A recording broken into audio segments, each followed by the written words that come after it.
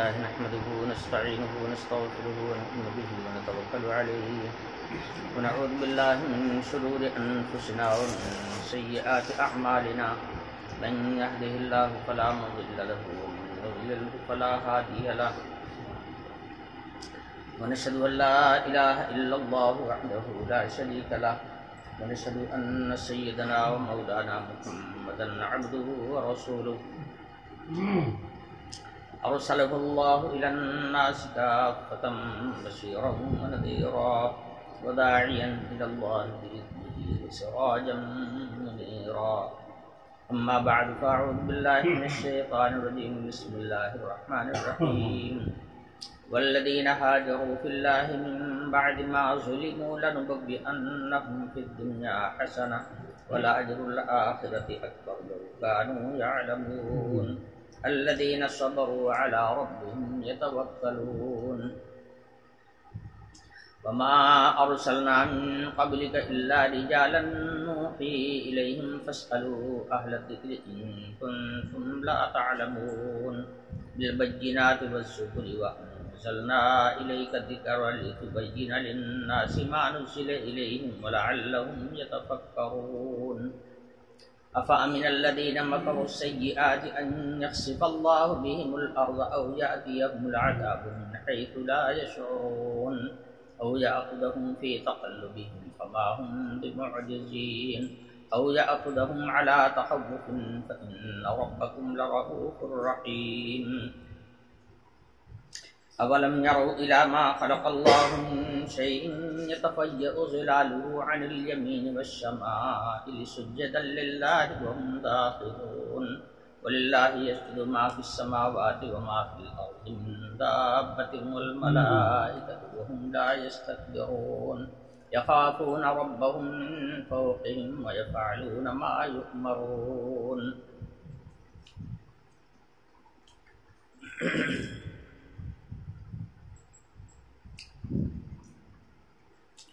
پچھلی آیات میں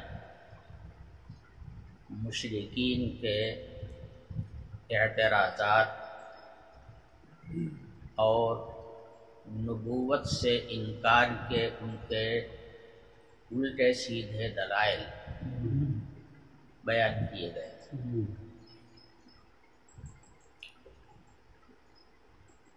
جب انہیں نبوت سے انکار، رسالت سے انکار، تو ظاہر ہے کہ جن چیزوں کا مدار نبوت و رسالت پر ہے اس کا اقرار کیسے ہو سکتا ہے؟ جب نبوت و رسالت کا انکار ہو گیا تو پھر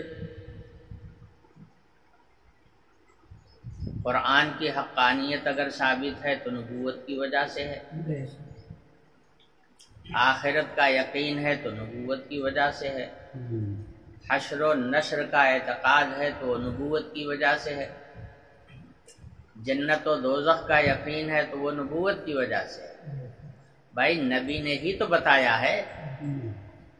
یہ باتیں کوئی انسانی عقل میں آنے والی تو ہیں نہیں. انسان کی عقل محدود ہے، اس کی پرواز اتنی بڑی نہیں ہے کہ وہ عالم دنیا سے گزر کر کے عالم آخرت اور عالم برزخ کا معائنہ کر سکے اور اس کا کوئی فیصلہ لے سکے. وہ تو اس کی پہنچ سے باہر، تو عقل تو وہاں کام کر نہیں سکتی. وہاں کی اگر کوئی بات ہمیں معلوم ہوگی تو وہ اس کا ذریعہ صرف نبوت ہے. وحی کے ذریعے سے نبی کے پاس اس کی خبر آتی ہے اور نبی اپنی زبان سے ہمارے سامنے بیان کرتا ہے، تب ہمیں آخرت کے احوال کا علم ہوتا ہے. اس لیے اگر ہم نبی سے ہٹ گئے، اللہ کی بھیجی ہوئی وحی سے ہٹ گئے، تو پھر اس عالم دنیا سے آگے کے جو احوال ہیں ان کو معلوم کرنے کا ہمارے پاس کوئی ذریعہ نہیں. اس کا ذریعہ ہے تو صرف اور صرف وحی الہی ہے. اور اللہ وحی بھیجتا ہے نبی کے پاس، تو نبوت ہی پر مدار ہے تمام احوال آخرت کا۔ تو بہرحال مشرکین نے نبوت کا انکار کیا، رسالت کا انکار کیا، اور اس کے نتیجے میں انہوں نے قرآن کا بھی انکار کر دیا، آخرت کا بھی انکار کر دیا، حشر و نشر کا بھی انکار کر دیا، ہر چیز کا انکار کر دیا۔ تو اہل ایمان کے ساتھ ان کا اختلاف کھل گیا، وہ دوسری شق پر ہیں اور اہل ایمان دوسری شق پر ہیں۔ وہ ان ساری چیزوں کا انکار کرتے ہیں اور مومن جو ہے وہ ان ساری چیزوں کا اقرار کرتا ہے۔ ان کی زندگی انکار کی بنیاد پر اس کے خلاف ہوتی ہے، اور مومن کی زندگی اقرار کی بنیاد پر اس کے موافق ہوتی ہے۔ مومن کا جتنا عمل ہوتا ہے وہ ان سب کو سامنے رکھ کر کے ہوتا ہے۔ مومن کوئی کام کرنے لگتا ہے تو یہ سوچ کے کرتا ہے اللہ راضی ہوگا کہ ناراض ہوگا، کہیں ایسا نہ ہو کہ ہم سے کوئی ایسا عمل صادر ہو جائے جس سے اللہ ناراض ہو جائے۔ اللہ ناراض ہوگا، ہماری عاقبت برباد ہو جائے گی۔ شرک کریں گے عاقبت خراب ہو جائے گی، بدعت کریں گے سنت سے ہم ہٹ جائیں گے، نبی کا رستہ ہمارے ہاتھوں سے چھوٹ جائے گا۔ تو یہ باتیں مومن سوچتا ہے۔ غیر مومن چونکہ نبوت کا ہی انکاری ہے، اس لیے اس کو ان چیزوں کی کوئی پرواہ بھی نہیں ہے۔ تو اصل میں یہ بنیادی اختلاف ہو گیا، اور یہ اختلاف صرف زبانی نہیں ہے، یہ اختلاف اعتقاد میں بھی ہے، یہ اختلاف اعمال میں بھی ہے۔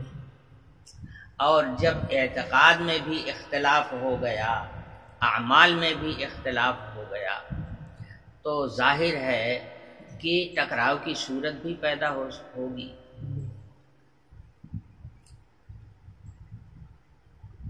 دوسری بات، مشرکین کا جو طرز عمل ہے وہ اپنے طرز عمل کو پرانا طرز عمل کہتے ہیں ہمارے باپ دادا بھی اسی راستے پر تھے، گویا دنیا اسی طرح سے ہمیشہ رہی ہے، تو جو ہمارا طریقہ ہے وہ طریقہ ہمارا اکیلے کا نہیں ہے، اس کے پہلے بھی دنیا میں جتنے لوگ تھے سب کا یہی طریقہ رہا ہے۔ اس لیے وہ اپنا دھرم اسی کو مانتے ہیں۔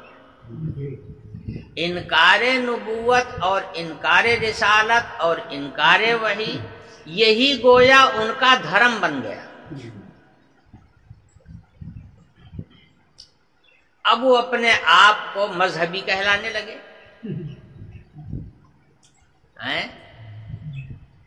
ادھرم بھی دھرم بن گیا، غیر مذہب مذہب بن گیا، اپنا بنایا ہوا طور طریقہ اور اپنے نکالے ہوئے راستے اور اپنے دماغ کی اختراعات، بس اسی کو انہوں نے اپنا مذہب مان لیا۔ اور یہ بھی ساتھ ساتھ کہ پرانا مذہب یہی ہے،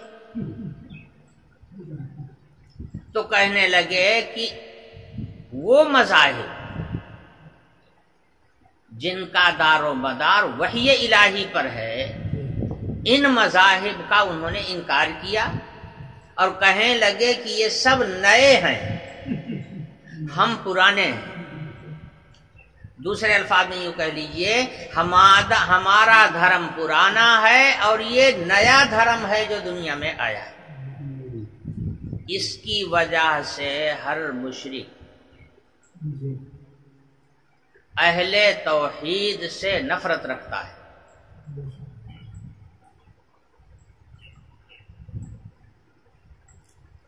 دل میں عداوت رکھتا ہے، اپنی دنیا بنانے کے لیے رسمی طور پر بھلے وہ دوست بن جائے مگر اس کے دل میں اہل ایمان کے لیے گنجائش نہیں ہوتی۔ نتیجہ اس کا یہ نکلتا ہے کہ یہ مسلمانوں کو تکلیف دینے کو اور ان کو ایذا پہنچانے کو اپنا مذہبی عمل سمجھنے لگتے ہیں، یا کم سے کم اچھا کام اور نیک کام سمجھنے لگتے ہیں کہ مسلمانوں کو جتنا پریشان کر لو، جتنا ان کو ستا لو، اتنا ہی اچھا ہے۔ یہی طریقہ ان کا پہلے سے رہا۔ چنانچہ انبیاء علیہ السلام کے زمانے میں نبیوں کے پیچھے پڑے رہے، اور نبی کے چلے جانے کے بعد نبیوں کی امت کے پیچھے پڑے رہے۔ انہوں نے اپنی عداوت کو مٹایا نہیں بلکہ اپنی عداوت کو بڑھایا، اور آج 1500 سال کے بعد تو صورتحال یہ ہو گئی ہے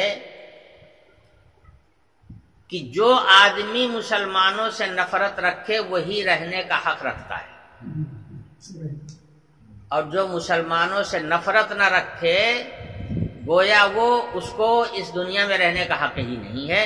اب تو ان کی یہ عداوت اور دلی دشمنی یہاں تک پہنچ چکی ہے، تو بھلا یہ ایمان والوں کو کب سکون سے رہنے دیں گے؟ یہی وجہ ہے کہ ہر زمانے میں انہوں نے اہل توحید کو ستایا ہے، اور ایمان والے ان سے اتنے آزردہ ہوئے اور اتنا تکلیف میں پڑے کہ انہیں وطن چھوڑنا پڑا۔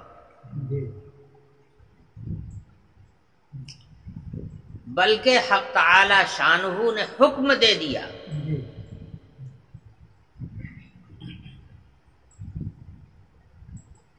اللہ کا بھیجا ہوا مذہب حق وہی ہے جس کا دار و مدار وحی الہی پر ہے۔ اس لیے حق یہی ہے، اسی سے دنیا بھی بنے گی اور آخرت بھی بنے گی۔ اگر اس دین میں لوگ رکاوٹ پیدا کرنے لگیں کسی بھی علاقے میں، کسی بھی جگہ میں، اللہ کے احکام پر عمل کرنا دشوار ہو جائے، فرائض کی ادائیگی پر پابندی لگا دی جائے، محرمات کو لازم کر دیا جائے،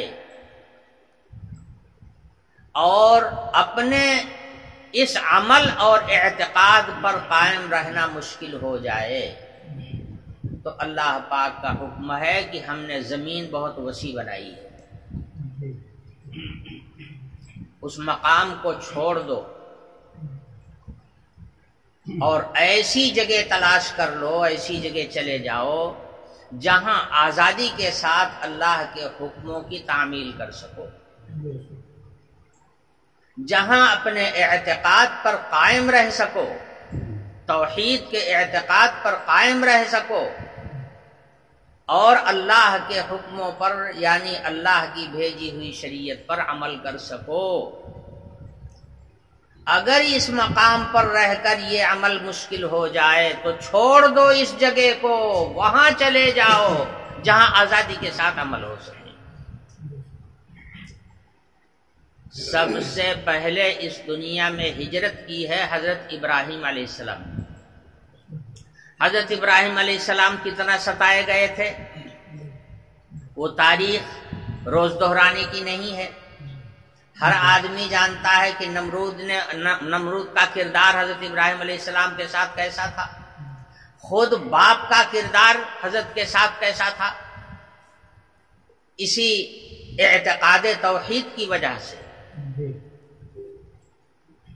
یہاں تک کہ نمرود نے آتش کدے میں جھونکوا دیا،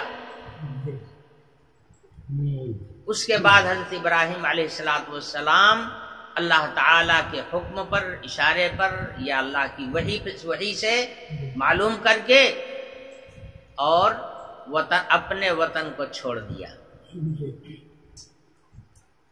حضرت کا گھر بابل تھا، بابل یہ عراق میں ہے، چھوڑ دیا اس کو اور ملک شام کی طرف سفر کر گئے۔ قال انی ذاہب الی ربی سیہدین، جب نکل رہے تھے تو ساتھیوں نے سوال کیا کہاں چلیں گے؟ ساتھیوں میں تھا ہی کون؟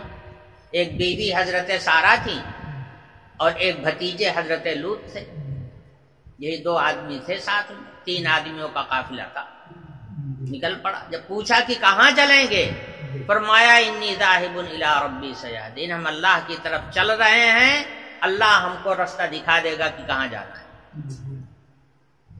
منزل کا پتہ نہیں ہے کہ کہاں جائیں گے۔ اور مدت دراز تک چلتے رہے، اسی زمانے میں مصر بھی جانا ہوا اور شام بھی پہنچے، غرض کہ ایک لمبا سفر طے کیا اور اللہ تعالی نے ٹھکانہ دیا۔ حضور اکرم صلی اللہ علیہ وسلم کے ابتدائی دور میں، یعنی جب نبوت کا اعلان ہوا اور آپس میں رسا کشی بڑھی اور لوگوں نے ستانا شروع کیا اور انتہا کر دیا ظلم و ستم کی، تو حضور اکرم صلی اللہ علیہ وسلم نے اپنے صحابہ سے فرمایا کہ بھائی ہجرت کر جاؤ، ہم نے سنا ہے کہ حبشہ کا بادشاہ نجاشی اچھا آدمی ہے، نصرانی مذہب کا وہ بادشاہ تھا۔ حضور نے فرمایا کہ میں نے سنا ہے کہ وہ اچھا آدمی ہے، انسانوں کی قدر کرتا ہے، اس لیے تم لوگ ان بدماشیوں سے اور ان کی اذیتوں سے اپنے آپ کو بچا کر چلے جاؤ حبشہ۔ چنانچہ ایک قافلہ مستقل یہاں سے روانہ ہوا اور حبشہ گیا۔ وہ لمبی تاریخ ہے جس کو میں اپنے وقت پر بیان کر چکا ہوں۔ اس ہجرت میں حضور اکرم صلی اللہ علیہ وسلم کے داماد حضرت عثمان غنی رضی اللہ عنہ بھی تھے۔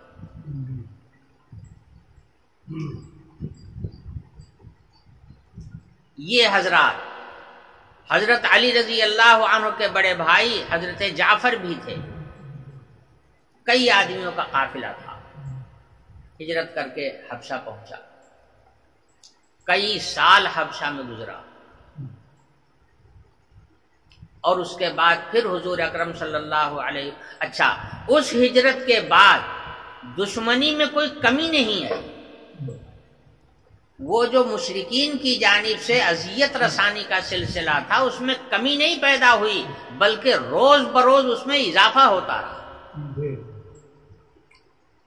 یہاں تک کہ آپ صلی اللہ علیہ وسلم کے قتل کی تدبیریں ہونے لگی، آپ کے گھر کا گھیراؤ کیا گیا، قتل کر ڈالنے کا باقاعدہ منصوبہ پاس کر لیا گیا، گویا ان کی پارلیمنٹ نے یہ قرارداد پاس کر دیا کہ محمد کو قتل کر دیا جائے۔ آپ صلی اللہ علیہ وسلم اللہ کے حکم سے وہاں سے رخصت ہوئے، 3 دن غار ثور میں گزرا اور اس کے بعد پھر ہجرت کر کے مدینہ تشریف لے آئے۔ حضرات صحابہ ایک ایک کر کے مدینہ پہنچنے لگے، حضور کے زمانے میں بھی ہجرت ہوئی۔ ہجرت کا یہ حکم حضور اکرم صلی اللہ علیہ وسلم کا حکم نہیں تھا، حقیقت میں یہ اللہ تعالی کا بھیجا ہوا حکم تھا۔ تو ہجرت ایک عمل ہے، اسلامی اور شرعی عمل ہے، اور اس کے لیے بڑے بڑے اجر و ثواب کا وعدہ ہے۔ ہجرت کا حکم ان لوگوں کے لیے ہے جو کسی جگہ پر رہ کر کے اعتقاد توحید پر قائم نہ رہ سکیں، یا اللہ تعالی کے فرائض کو ادا نہ کر سکیں اور اللہ کے محرمات سے پرہیز نہ کر سکیں، ایسی جگہ کے لوگوں کے لیے حکم کل بھی تھا اور آج بھی یہی حکم ہے کہ اس جگہ کو چھوڑ کر کے چلے جاؤ دوسری جگہ۔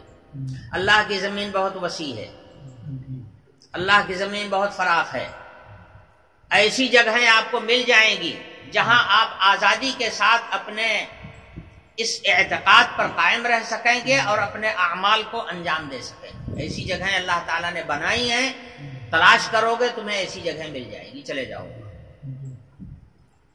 بعض حضرات مفسرین کا کہنا یہ ہے کہ ہجرت اسلام کے ابتدائی زمانے میں تو فرض تھی، فتح مکہ سے پہلے پہلے، چنانچہ مکہ فتح ہوا ہے سن 8 ہجری میں، اس کے بعد تو حضور اکرم صلی اللہ علیہ وسلم دنیا میں 2 ہی سال رہے، گویا بالکل آخری دور۔ فتح مکہ سے پہلے ہجرت فرض تھی۔ جو آدمی جہاں کہیں بھی مسلمان ہو اسلام قبول کرے، اس کے لیے اس کے پہلے یہ حکم تھا کہ ہجرت کر کے مدینے پہنچو، اپنا وطن چھوڑ کر مدینے آؤ گے، کہاں رہو گے، کیا کھاؤ گے، ضروریات کیسے پوری ہوں گی، بڑے بڑے مسائل تھے جن کو سوچ کے ہی آدمی کوئی قدم اٹھاتا ہے۔ اگر ہم آپ سے کہیں کہ آپ فلاں جگہ چلے جاؤ تو آپ پہلا سوال یہی کریں کہ رہوں گا کہاں، کھاؤں گا کیا، ہماری ضروریات کیسے پوری ہوں گی، پہلا بنیادی سوال یہی پیدا ہوتا ہے۔ مگر دیکھیے مومن جو ہوتا ہے وہ اللہ پر بھروسہ رکھتا ہے، اللہ کے حکم پر عمل کرتا ہے اور اپنی ساری ضروریات زندگی میں بھروسہ اللہ پر رکھتا ہے۔ یہی فرق ہے مومن میں اور غیر مومن میں۔ کسی بھی ہونے والے مسلمان نے رسول اللہ صلی اللہ علیہ وسلم سے یہ سوال نہیں کیا کہ آپ حکم تو دے رہے ہیں ہجرت کرنے کا، ہم رہیں گے کہاں، کھائیں گے کیا، ضروریات کہاں سے پوری ہوں گی، کسی نے سوال نہیں کیا۔ حکم تھا رسول اللہ صلی اللہ علیہ وسلم کا، اور ہر مومن کے دل میں رسول اللہ صلی اللہ علیہ وسلم کی محبت سب سے زیادہ ہوتی ہے۔ اور جب محبت دیوانگی کے درجے کی ہوتی ہے تو آدمی نہ علت تلاش کرتا ہے نہ سبب تلاش کرتا ہے، اپنے محبوب کی مرضی دیکھتا ہے کہ ان کی مرضی کیا ہے۔ کہیں بھی کوئی مسلمان ہوتا ہجرت کر کے مدینے آنا فرض تھا اس کے اوپر۔ کیوں؟ اس لیے کہ ساری دنیا دارالکفر بنی ہوئی تھی، کہیں بھی رہ کر اسلام کے اس اعتقاد پر اور اللہ کے ان احکام پر عمل کرنا دوسرے علاقوں میں دشوار تھا، اس لیے کہ ہر آدمی مسلمانوں کو اوپرا اور انوکھا سمجھتا تھا۔ یہ کیا ہے، یہ کون لوگ ہیں جو اس طرح سے کرتے ہیں، سب انوکھی چیز سمجھتے اور اس کی وجہ سے دشمنی کرتے۔ حکم تھا کہیں بھی رہو یہ مت سوچو کیا کھائیں گے کہاں رہیں گے، سیدھے چلے آؤ رسول اللہ صلی اللہ علیہ وسلم کے پاس مدینہ، اور مدینے آ کر کے حضور کی خدمت میں رہ کر دین سیکھو۔ رہ گیا رہنے کا مسئلہ، کھانے کا مسئلہ، ضروریات کا مسئلہ، جس اللہ نے تمہیں ہجرت کا حکم دیا ہے وہی اللہ تمہارا انتظام بھی کرے گا، یہ بھروسہ رکھو اور اس بھروسے پر ہجرت کر کے چلے آؤ۔ تو فتح مکہ سے پہلے ہجرت کرنا فرض تھا، لیکن جب مکہ فتح ہوا ہے تو تمام قبائل عرب میں اسلام کا ڈنکا بجنے لگا تھا، مسلمان متعارف ہو گئے تھے، اسلام جانا پہچانا مذہب بن گیا تھا، مسلمانوں کے لیے کسی بھی علاقے میں رکا رہنا اور رہ کر کے اسلامی احکام پر عمل کرنا اب دشوار نہیں تھا۔ اس لیے ہجرت کا حکم جو فتح مکہ سے پہلے فرض تھا وہ فرضیت ختم کر دی گئی ہے، اب ہجرت کرنا فرض نہیں رہ گیا، مگر یہ حضور کے زمانے کی بات۔ بعض مفسرین کا کہنا اور بعض فقہا کا کہنا تو یہی ہے کہ فتح مکہ سے پہلے ہجرت کرنا فرض تھا، فتح مکہ کے بعد ہجرت کا حکم منسوخ ہو گیا، مگر عام فقہا اور عام مجتہدین کا کہنا یہ ہے اور عام مفسرین کا قول یہی ہے کہ اگر وہی حالات کسی جگہ پیدا ہو جائیں جو حالات اس وقت مکے میں مسلمانوں کے تئیں تھے تو ہجرت کرنا آج بھی فرض ہے، جیسے کل ہجرت کرنا فرض تھی ویسے ہی آج بھی ہجرت کرنا فرض ہے۔ کیا حالات تھے؟ میں پہلے بتا چکا ہوں کہ اگر اس عقیدے پر قائم رہنا اور اللہ کے فرائض کو پورا کرنا مشکل ہو جائے، کسی جگہ پر رہ کر کے حرام و حلال کی تمیز ختم ہو رہی ہو اور آپ اس کا کوئی بندوبست نہ کر سکتے ہوں، تو اب بھی حکم یہی ہے کہ اس مقام کو چھوڑ کر کے وہاں چلے جاؤ جہاں آزادی کے ساتھ اللہ کے حکم پر عمل کر سکتے۔ تو یہ حکم کل بھی تھا اور آج بھی ہے، فرق صرف حالات کا ہے۔ اگر حالات سازگار ہو گئے ہوں کبھی کہیں مت جائیے، پہلے تو جہاں آپ ہیں وہی حالات کو سدھارنے کی کوشش کیجیے کہ آپ وہیں رہ کر کے احکام اسلامی پر عمل کر سکیں، اس کے لیے تدبیریں کیجیے، کوششیں کیجیے، لیکن اگر ان تدبیروں میں کامیابی نہ ہو تو پھر اس علاقے کو چھوڑ دیجیے۔ جب آپ علاقوں کو چھوڑیں گے تو اس پر اللہ تعالی کی جانب سے اجر و ثواب ملے گا، اللہ تعالی کا وعدہ ہے، اللہ تعالی نے اس پر اجر و ثواب دینے کا وعدہ کیا ہے۔ گویا ہجرت کرنا عبادات میں سے ایک عبادت ہے جس پر بڑے بڑے اجر و ثواب کا وعدہ کیا گیا ہے۔ اس آیت میں ہجرت کرنے والوں کو اللہ تعالی کی جانب سے دونوں جہان میں انعام ملے گا، اس کا ذکر کیا جا رہا ہے۔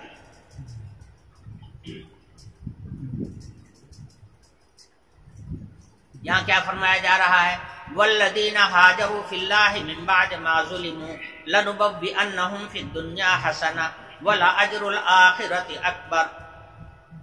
جن لوگوں نے اللہ کے لیے ہجرت کیا، یعنی اور کوئی مقصد نہیں تھا، ملازمت لینے کے لیے ہجرت نہیں کیا تھا، خوشحالی حاصل کرنے کے لیے ہجرت نہیں کیا تھا، دکان چلانے اور تجارت کرنے کے لیے ہجرت نہیں کیا تھا، اس لیے کہ ہجرت بھی بہت سارے مقاصد کے لیے ہوتی ہے، یہ ہجرت صرف اللہ کی رضا کے لیے کیا تھا۔ ایک بات، دوسری بات، یہ ہجرت کرنا اور ہجرت کرنے پر آمادگی اس لیے پیدا ہوئی تھی کہ جہاں رہ رہے تھے وہاں پر ان کے اوپر مذہبی حیثیت سے ظلم و ستم ہو رہا تھا،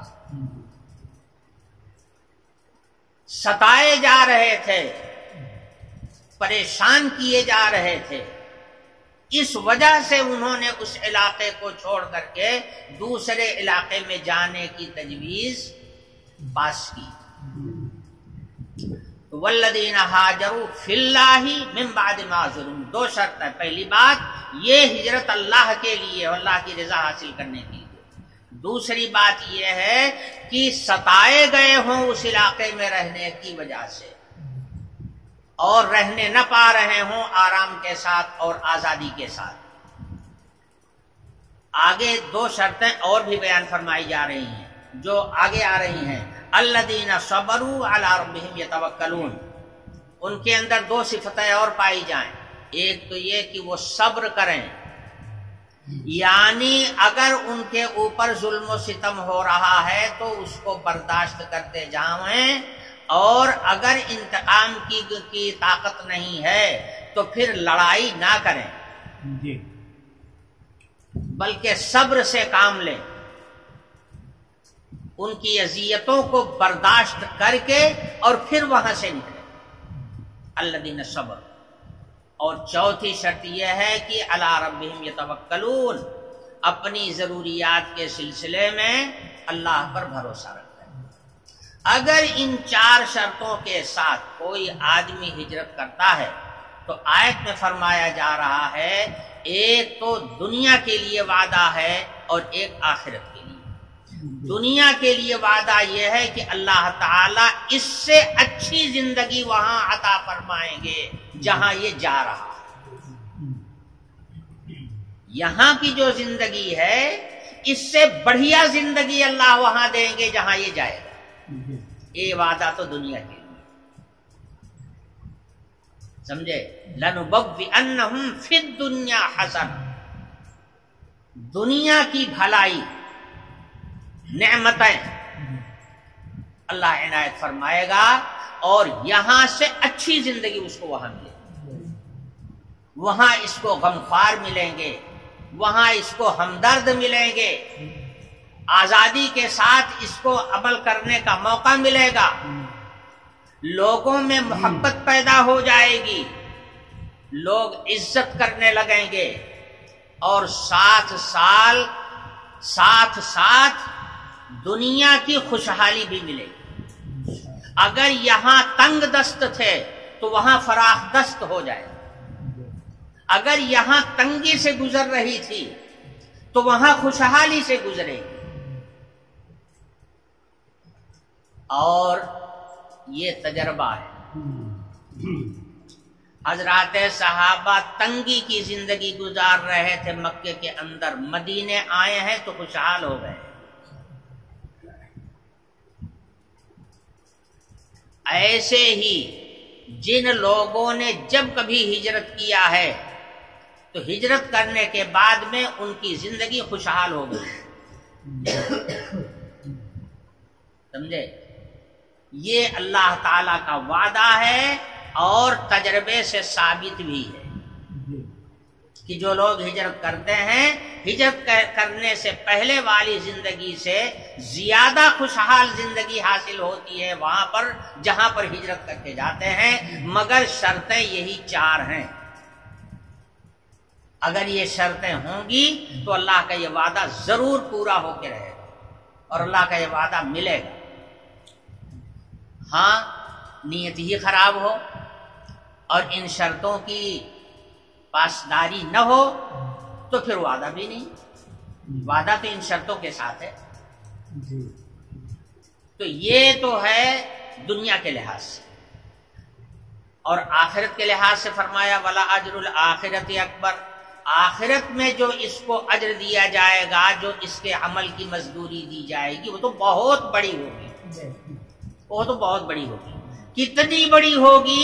آخرت کی کسی چیز کو دنیا میں سمجھایا نہیں جا سکتا. وہ دوسرا عالم ہے. سمجھے؟ وہاں کی چیز کو یہاں سمجھایا نہیں جا سکتا. اس لیے فرمایا وَلَا أَجْرُ الْآخِرَةِ أَكْبَرُ. تو کہنے کا مطلب یہ کہ جو آدمی ہجرت کرے گا اس کو دنیا میں بھی خوشحالی حاصل ہوگی اور آخرت میں بھی اس کو اجر و ثواب ملے گا اور بہت بڑا اجر و ثواب ملے گا. ہجرت کی فضیلت میں اللہ کے نبی صلی اللہ علیہ وسلم نے ارشاد فرمایا الہجرت تہدم ما کان قبلھا. ہجرت کرنے والے کو اللہ تعالی کے یہاں سے اتنا بڑا اجر و ثواب ملتا ہے کہ ہجرت کرنے سے پہلے اس کے جتنے گناہ ہوتے ہیں وہ سارے کے سارے مٹا دیے جاتے ہیں۔ ہجرت کا عمل اتنا بڑا عمل ہے۔ ایک آیت میں ارشاد فرمایا گیا من یہاجر فی سبیل اللہ یجد فی الارض مراغما کثیرا وسعۃ، جو لوگ اللہ کے واسطے ہجرت کرتے ہیں یا ہجرت کریں گے وہ جائے پناہ پا لیں گے، بہت ساری جائے پناہ ان کو مل جائے گی اور وسعت اور فراخی حاصل ہوگی۔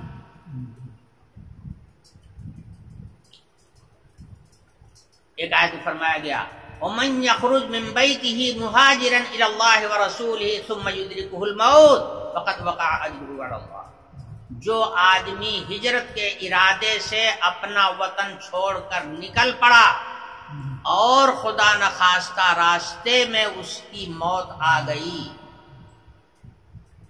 اللہ تعالیٰ فرما رہے ہیں کہ جتنا ثواب جتنا اجر ہجرت کر کے اپنے مقام پر پہنچنے والے کو ملے گا اتنا ہی اجر اس آدمی کو ملے گا جو اپنے گھر کو چھوڑ کر کے نکل پڑا، یعنی ہجرت کا پورا پورا ثواب اس کو ملے گا بھلے اس مقام پر نہیں پہنچا ہے جہاں اس کو جانا تھا۔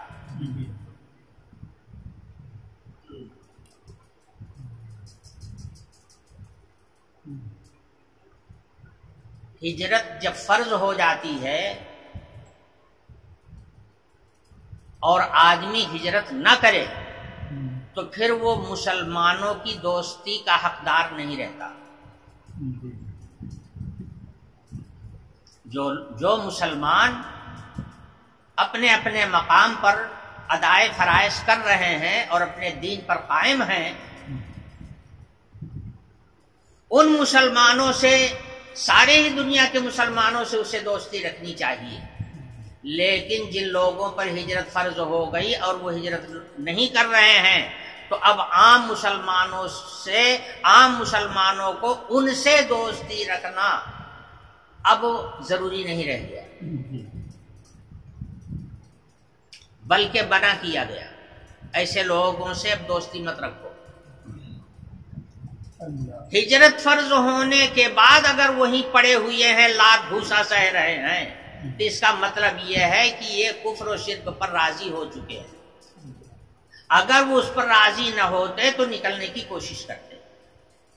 تو قرآن پاک میں ارشاد فرمایا گیا ایسے لوگ اگر وہاں سے نکلنے کے لیے آپ سے مدد چاہیں تو مدد تو کرو تاکہ وہ اس غلاظت سے نکل کر پاک اور صاف ستھرے ماحول میں آ جائیں، اس کے لیے ان کی مدد کرو، مالی مدد کرو، جسمانی مدد کرو، ہر طرح کی تقویت ان کو پہنچاؤ، سمجھے؟ لیکن اگر وہ ہجرت کا ارادہ ہی نہ کریں تو اب ان سے دوستی بھی مت رکھو۔ والذین آمنوا ولم یہاجروا ما لکم من ولایتہم من شیء، جو لوگ ایمان لائیں اور ایمان لانے کے بعد بھی ہجرت فرض ہونے کے بعد بھی ہجرت نہ کریں تو اب تمہارے لیے ان سے دوستی کرنے کی کوئی گنجائش نہیں ہے، اس لیے کہ وہ کافروں کا لات بھوسا کھا کر کے وہیں پڑے رہنے کا مطلب یہ ہے کہ وہ ان کے کفر و شرک پر راضی ہو چکے ہیں۔ لیکن بھائی یہ باتیں سب تب ہیں جب کہ ہجرت کرنا ممکن بھی ہو۔ پہلے زمانے میں یہ ساری باتیں امکان میں تھیں، مگر اب تو ایسے حالات پیدا ہو گئے کہ ہر آدمی کے لیے ہجرت کرنا ممکن بھی نہیں۔ ایک ملک سے دوسرے ملک جانے کے لیے اتنی شرائط رکھ دی گئی ہیں کہ ان شرائط کا پورا کرنا ہی آسان ہے۔ اب ہجرت آسان نہیں ہے، ہر جگہ آسان نہیں ہے، بہت سی جگہوں پر آسان ہے، جہاں آسان ہے وہاں لوگ ہجرت کر رہے ہیں، لیکن ہمارے ایسے ملک کے لیے تو پھر ہجرت کرنا کوئی آسان کام نہیں ہے۔ بہرحال یہ آیتیں سب ہجرت سے تعلق رکھتی ہیں، چونکہ ہجرت کا بیان یہاں پر آیا، اور ہجرت کا بیان آیا ان اسباب و عوامل کی وجہ سے جن کو پیچھے والی آیتوں میں بیان کیا گیا۔ تو ارشاد فرمایا الذین صبروا علی ربہم یتوکلون،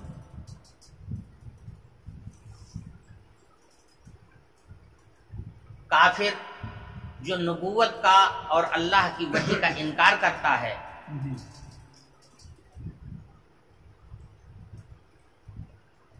اور یہ کہتا ہے کہ ہمیشہ دنیا ایسے ہی آزاد رہی ہے اور یہی آزادی اس دنیا کی اصل ہے، انسان جو ہے وہ کسی چیز کا پابند و بند نہیں ہے، اور دین دھرم سب اپنا بنایا ہوا چلتا ہے، جیسی مصلحت ہو ویسی بنا لیا جائے۔ اس لیے عموماً مشرکوں اور کافروں کا دھرم جو ہے وہ صرف اقتدار حاصل کرنے کے لیے ہے، وہ سب گورکھ دھندا ہے، کرسی پر براجمان رہنے کا، طاقت ہماری بنی رہے، حکومت ہمارے ہاتھ میں رہے، بس اسی کے لیے سارا نظام دھرم کا اسی محور پر گھوم رہا، سمجھے؟ چونکہ حقانیت اس کے اندر نہیں ہے، ان کے یہاں وہ خود اصل ہیں اور دین دھرم بنانا ان کا اپنا کام، اور مسلمان اللہ کا پابند ہے، اور اس کا جو دین دھرم ہے وہ اللہ کا بھیجا ہوا، اپنا بنایا ہوا اس میں کچھ نہیں ہے۔ مسلمان کو تو ایک زیر زبر میں فرق کرنے کا حق نہیں ہے، کسی حکم میں تبدیلی کرنے کا اختیار نہیں ہے، کہیں بھی دین کے معاملے میں مسلمان آزاد نہیں ہے، اللہ کے حکم کا مکمل پابند ہے، الف سے لے کے پڑھیے۔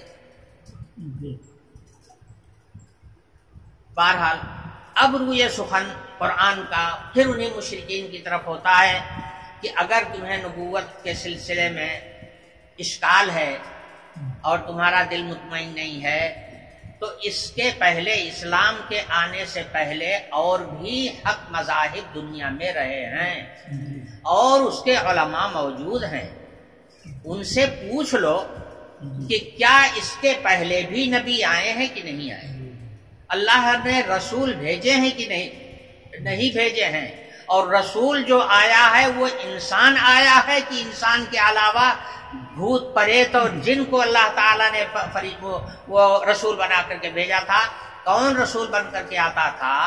یہ اہل کتاب موجود ہیں جو پہلے زمانے کے حق مذہب رکھنے والے لوگ تھے، علم رکھتے ہیں، ان کے علماء موجود ہیں، ان کے پاس کتابیں موجود، ان سے پوچھ لو۔ جیسے نہ جاننے والی بات کو ہر آدمی جاننے والوں سے پوچھتا ہے، اسی طرح سے اس مذہب کے سلسلے میں بھی لوگوں سے پوچھ لو، اسی کو قرآن کہہ رہا ہے وَمَا أَرْسَلْنَا مِن قَبْلِكَ إِلَّا رِجَالًا نُوحِي إِلَيْهِمْ، اصل میں ایک اعتراض کا یہ جواب ہے۔ قریش مکہ نے یہ حضور اکرم صلی اللہ علیہ وسلم کی نبوت کا انکار کرنے کے لیے یہ اعتراض کیا تھا کہ اللہ تعالیٰ کو کسی انسان کو رسول بنا کر بھیجنے کی ضرورت کیا تھی جو آپ کو رسول بنا کے بھیج دیا۔ یہ چوٹ تھی حضور اکرم صلی اللہ علیہ وسلم پر کہ آپ ہی ملے اللہ تعالیٰ کو رسول بنانے کے لیے۔ اگر اللہ کو رسول بنانا تھا تو کسی فرشتے کو بنا دیتے، کہ کوئی اور مخلوق کسی اور مخلوق کو رسول بنا کر کے بھیج دیتے۔ تم تو ہمارے جیسے ہو، جیسے ہم انسان ویسے تم انسان، تم کہاں سے رسول بن گئے؟ یہ تھا اعتراض۔ اس کا جواب دیا جا رہا ہے ہم نے تم سے پہلے بھی بہت سارے مردوں کو رسول بنایا ہے۔ پتہ چلا مرد انسان ہی تو ہوتا ہے کہ غیر انسان ہوتا ہے؟ مرد انسان ہی تو ہوتا ہے، ان کو رسول بنایا۔ دوسری بات آیت میں یہ بھی ارشاد فرما دی گئی کہ عورتوں کو رسول نہیں بنایا گیا، بعض عورتوں کو نبوت کا مقام ملا، نبیہ ہوئیں، جیسے حضرت عیسیٰ علیہ السلام کی والدہ حضرت مریم، فرعون کی بیوی آسیہ،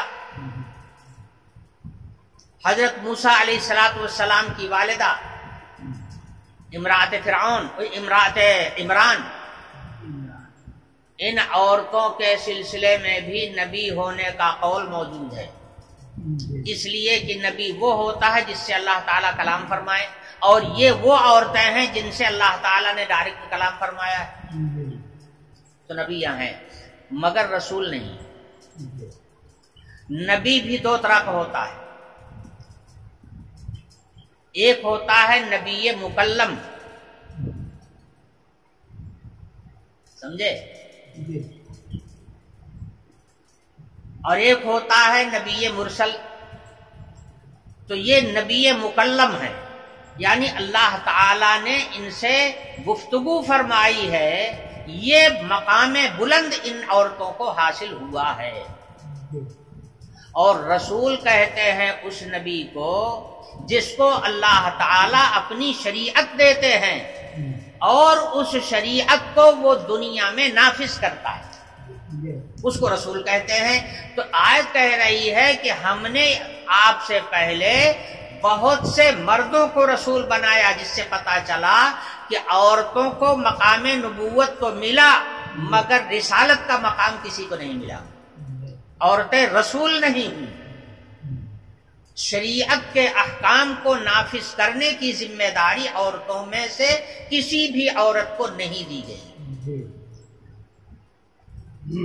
جب عورت ایک جو انسان ہے اس عورت کو رسالت نہیں دی گئی تو پھر انسان کو چھوڑ کر باقی جتنی مخلوقات ہیں وہ تو سب انسان سے نیچے کی ہیں، ان کو اللہ تعالیٰ رسول کیسے بنا دیں گے؟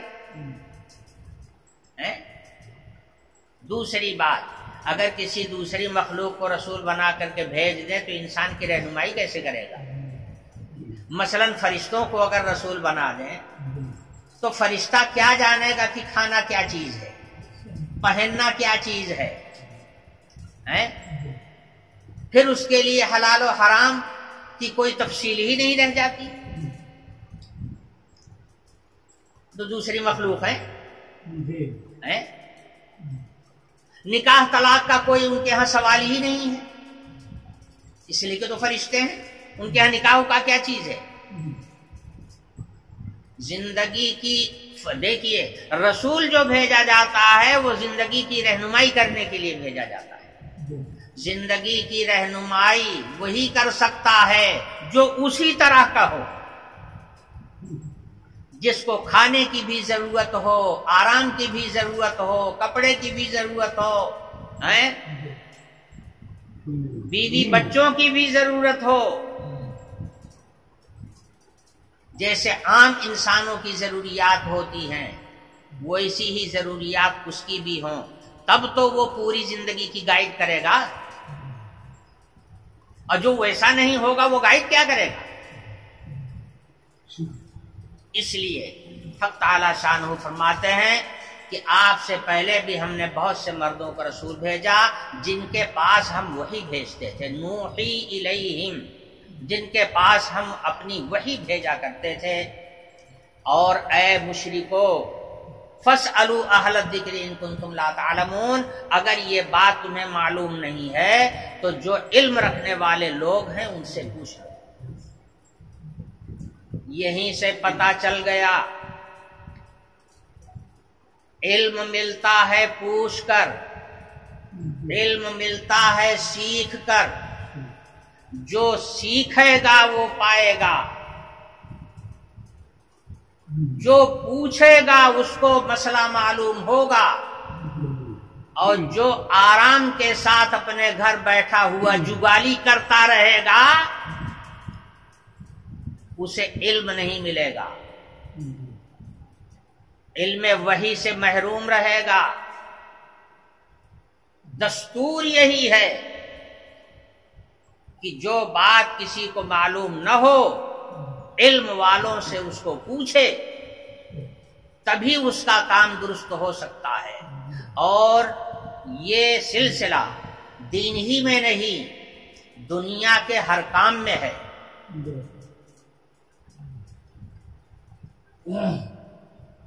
جس چیز کو آدمی خود نہیں جانتا ہے جاننے والوں سے اس کو پوچھتا ہے. آپ بیمار ہوتے ہیں لوگوں سے پوچھتے ہیں کون سا ڈاکٹر اچھا ہے. زمین جائیداد کا جھگڑا پیدا ہو جائے گا آپ تلاش کریں گے لوگوں سے پوچھیں گے کون سا وکیل اچھا ہے. ہر چیز میں اچھا آدمی تلاش کیا جاتا ہے اور اس سے رائے مشورہ کیا جاتا ہے اور جو وہ مشورہ دیتا ہے اسی کے مشورے پر عمل کیا جاتا ہے. تب آدمی کو کامیابی ملتی ہے اپنے کام میں. اور اگر کسی سے نہ پوچھے اور خود سے کام انجام دینے کی کوشش کرے اپنی عقل سے تو چونکہ جانتا نہیں ہے اس لیے وہ سوائے برباد ہونے کی کچھ بھی نہیں ہوگا. پیسہ ضائع ہوگا وقت ضائع ہوگا کام کچھ بھی نہیں ہوگا. تو جیسے دنیا کے امور میں یہ ضروری ہے کہ جو بات معلوم نہ ہو اہل علم سے پوچھی جائے اسی طرح سے دین کا بھی معاملہ ہے. جو نہیں جانتے ہو اس کو علم والوں سے پوچھو اور علم والوں میں بھی اچھے علم والے کی تلاش کرو جس کے پاس اچھا علم ہو جس کا عمل اچھا ہو اور اونچا ہو قرآن کا علم بھی رکھتا ہو اور قرآن کے مطابق اس کی عملی زندگی بھی ہو. ایسے عالم کو تلاش کرو اس کی باتیں سنو اس کے پاس بیٹھو اور جو مسائل دماغ میں آویں ان کو پوچھو. ایک بات میں اور بتاؤں آپ کو یہاں پر مسئلہ خود نہیں پیدا ہوتا ذہن میں. آپ اپنے گھر بیٹھے رہیے کبھی کوئی مسئلہ آپ کے ذہن میں نہیں آئے گا. جب آپ کوئی کام کرنے لگیں گے یا لوگوں سے سنیں گے تب جا کر کے ذہن میں مسئلے کی تلاش پیدا ہوتی ہے مسئلے کی طلب پیدا ہوتی ہے. ہو فلانے اس کہات رہے ایسے آ کہ نہیں. اب آدمی پوچھے گا جا کر کے یا کوئی کام کرنے لگے گا پتہ نہیں یہ صحیح ہے کہ غلط ہے یار اس کو پوچھ لینا چاہیے کیسے کریں اس کو. تو سوال مسئلہ کیا ہے مسئلہ پوچھنا ہے. سوال کب پیدا ہوتا ہے ایک دم آدمی اپنے کھیتی باڑی کے کام میں لگا رہے اپنے گھر بیٹھا رہے کبھی کوئی سوال دماغ میں نہیں پیدا ہوتا.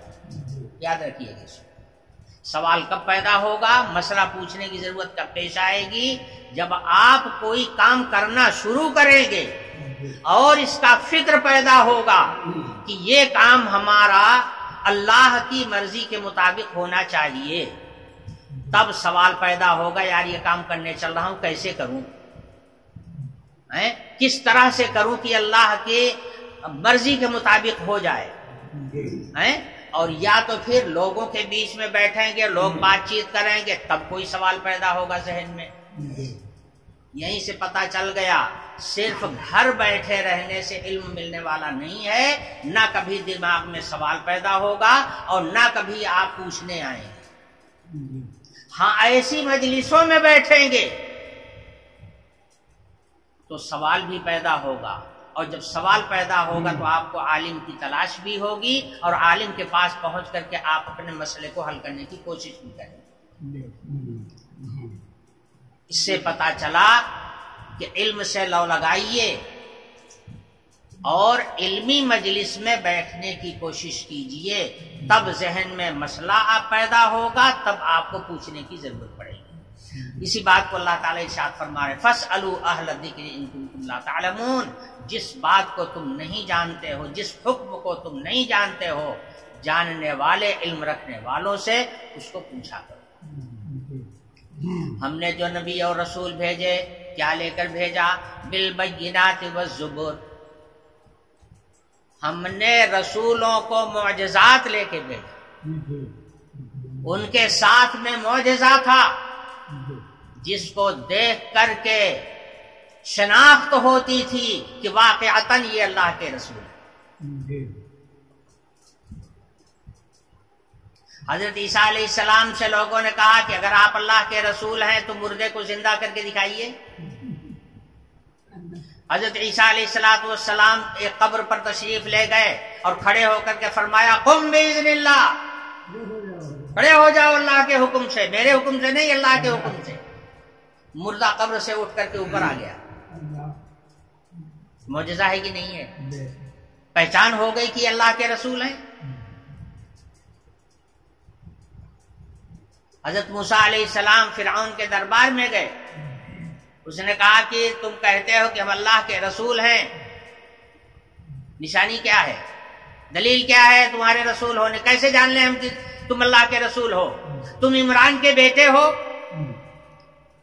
میں بھی کسی انسان کا بیٹا، تم بھی کسی انسان کے بیٹے، میرے تم میں فرق کیا؟ میں بادشاہ ہوں، تم بادشاہ بھی نہیں ہو، تم کہاں سے رسول بن کے آ گئے؟ اگر رسول ہو تو دکھاؤ کوئی نشانی، دلیل بتاؤ کیا ہے. حضرت موسیٰ علیہ السلام نے ہاتھ یوں کیا، نکالا تو سورج کی طرح سے چمک رہا ہے. لاٹھی جو لیے ہوئے تھے چھوڑ دیا تو سانپ بن کر کے دربار میں گھومنے لگی. بھگدڑ مچی پورے دربار میں، سب بھاگے، کسی کا ہاتھ ٹوٹا، کسی کا پیر ٹوٹا، کسی کا سر ٹوٹا. حضرت موسیٰ علیہ السلام نے دوڑ کر کے جب لاٹھی کو پکڑ لیا اللہ کے حکم سے تو پھر لاٹھی. معجزات ہیں. ہر پیغمبر کو الگ الگ معجزہ دیا گیا ہے. اللہ تعالی نے اپنے رسولوں کی تائید کے لیے معجزات عطا فرمائے. ان معجزات کو دیکھ کر پتہ چلتا تھا کہ واقعتاً یہ اللہ کے رسول ہیں. حضور اکرم صلی اللہ علیہ وسلم تبوک کے سفر میں تشریف لے جا رہے تھے. راستے میں پیاس لگی، بھوک لگی، سوچنے لگے کہ کہیں کچھ مل جائے. ایک بڑھیا کا گھر نظر آیا جس کے یہاں بکریوں کا ریوڑ تھا.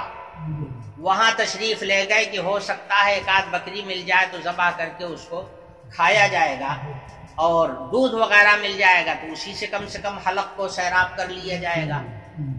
اس ارادے سے اس کے گھر کی طرف حضور گھوم گئے. لیکن اس کی جتنی بکریاں تھیں ساری بکریاں چرنے کے لیے جنگل میں جا چکی تھیں اور وہ بڑھیا بیچاری دروازے پر اکیلے بیٹھی ہوئی تھی.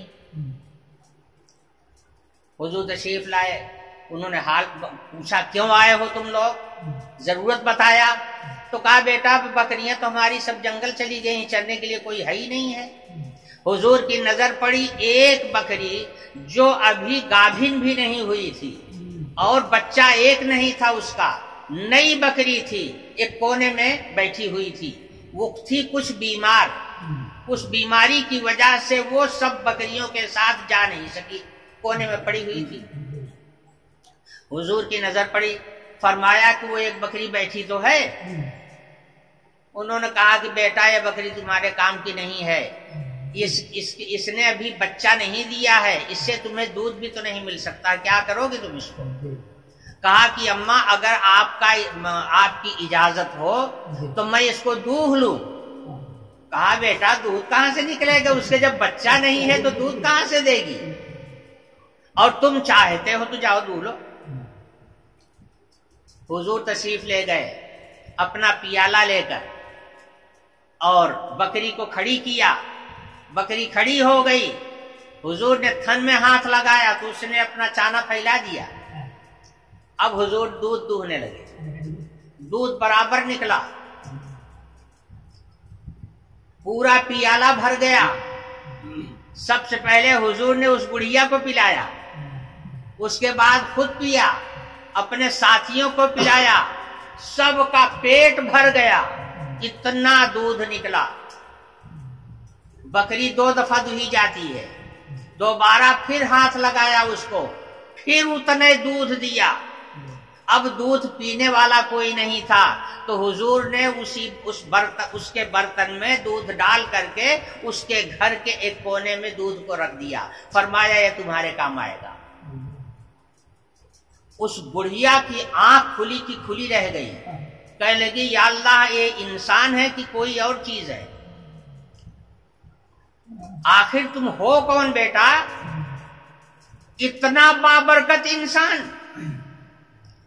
انہوں نے حضور کا نام رکھ دیا برکت. یہ برکت سے بھرے ہوئے ہیں. ان کے ہاتھوں میں بھی برکت ہے، ان کی زبان میں بھی برکت ہے، ان کے قدموں میں بھی برکت ہے، ہر چیز میں برکت ہی برکت ہے. لمبا واقعہ ہے، آئے گا تو میں انشاءاللہ بیان کروں گا. یہ بڑھیا بعد میں گئی ہے مدینہ اور ایمان لائی ہے. سمجھے؟ یہ کھلا ہوا معجزہ نبی کا نہیں ہے. بھلا بن بچہ دی ہوئی بکری بھی کہیں دودھ دیتی ہے، اور نبی کا ہاتھ لگا تو. اور حضور کا ایک معجزہ ایسا نہیں ہے، سینکڑوں معجزات ہیں حضور کے.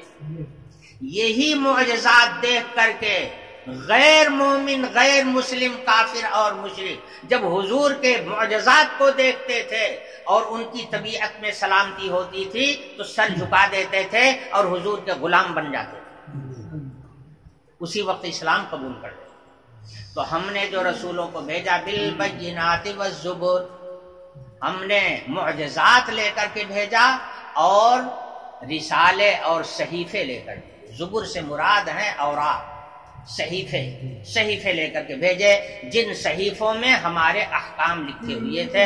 ان رسولوں نے اس صحیفے کو سامنے رکھ کر کے اسی کی تعلیم کو رائج کیا ہے دنیا کے اندر.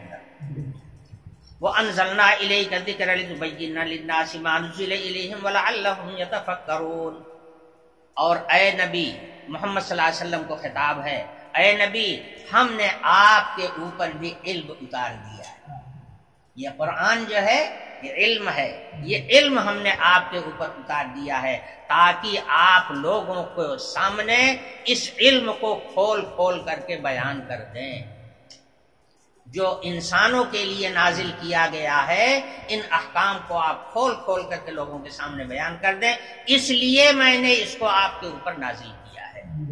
رسول اللہ صلی اللہ علیہ وسلم نے اپنے زمانے میں اس علم کو سکھایا، پڑھایا، بتایا، اور حضور کے دنیا سے چلے جانے کے بعد بھی یہ سلسلہ الحمدللہ اسی طرح سے قائم ہے. آخر اس مجلس میں کیا ہوتا ہے؟ اللہ کے کلام کی ہی تو وضاحت کی جاتی ہے. تو یہ کام وہی ہے جو رسول اللہ صلی اللہ علیہ وسلم لِتُبَيِّنَ لِلنَّاسِ مَا نُزِّلَ إِلَيْهِمْ وَلَعَلَّهُمْ يَتَفَكَّرُونَ، اور تاکہ لوگ غور و فکر کریں. اب اس میں ایک بات رہ گئی ہے مگر ٹائم ختم ہو گیا ہے. بات یہ رہ گئی ہے کہ یہ جو قرآن کا بیان ہوتا ہے وہ کس کس طرح سے ہوتا ہے. انشاءاللہ اس کی کچھ تفصیل اگلے سبق میں بیان کروں گا. وآخر دعوانا الحمدللہ.